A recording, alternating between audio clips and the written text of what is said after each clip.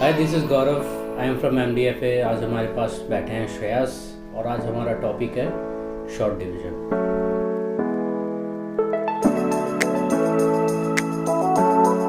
तो Shreyas, what are the different types of shots in film making?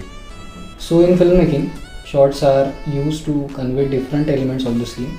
So जैसे हम बोलेंगे extreme long shot, mid long shot, mid close, close up, big close up and extreme close up. और ये सब चीज़ों को हम अलग अलग वे में यूज़ करते हैं स्टोरी के हिसाब से। इन शॉर्ट्स को आप थोड़ा सा एलेबोरेट करके बता सकते हैं?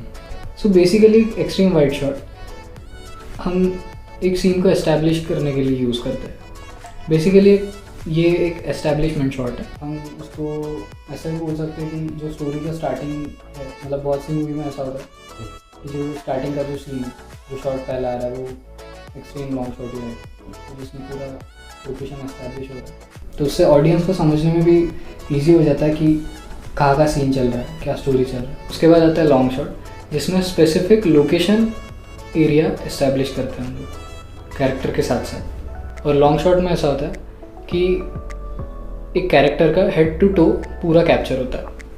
मिड लॉन्ग शॉट में बेसिकली सब्जेक्ट और लोकेशन दोनों पे फोकस किया जाता है इक्वली। उसके बाद आता है मिड क्लोज, जिसमें कैरेक्टर के स्पेसिफिकली इमोशंस और एक्शंस पे हम फोकस करते हैं। उसके बाद आता है क्लोज शॉट, जिसमें हम स्पेसिफिकली इमोशंस पे पूरा फोकस रखते हैं, कैरेक्टर के इमोशंस क्या है। उसके बाद आता है बिग क्लोज। बिग क्लोज में किसी एक स्पेसिफिक चीज़ के हम डिटेल्स दिखा सकते हैं।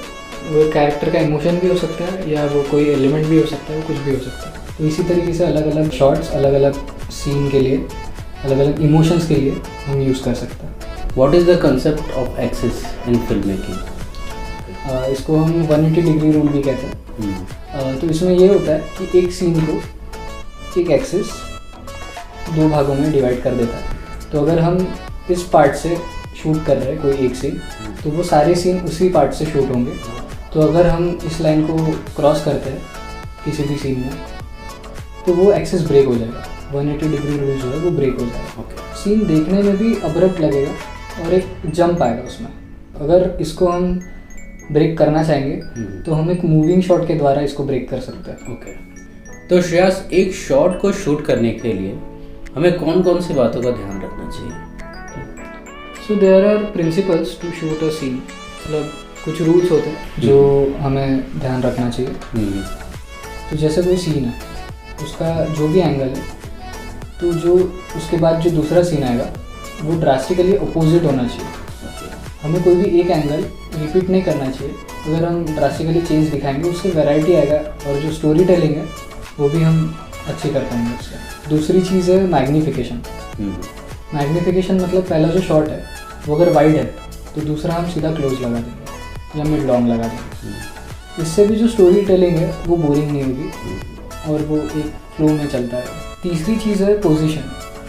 तो हम कैरेक्टर या कैमरा की पोजीशन चेंज करेंगे जिससे एक इमोशनल इम्पैक्ट पड़ेगा वो सीन में। चौथी चीज़ होती है शॉर्ट रिपीटेशन।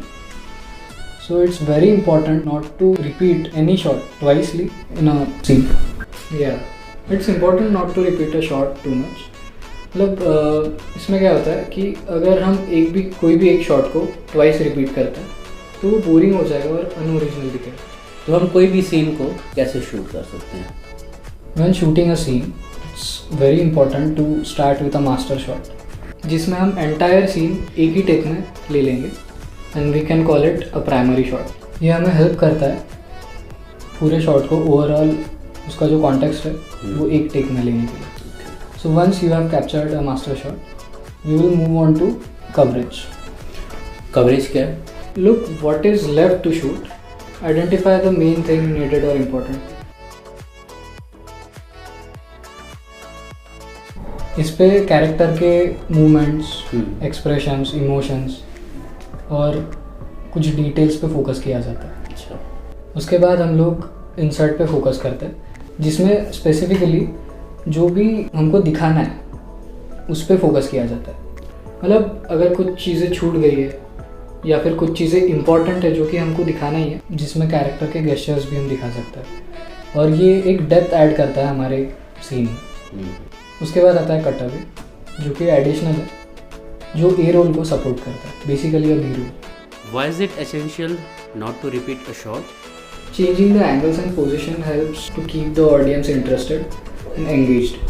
इसके बाद हर एक एंगल अलग दिखेगा, इससे हमारी स्टोरी भी फ्रेश फील कराती है. उससे एक चेंज आएगा एनवायरनमेंट में भी और मूड में भी.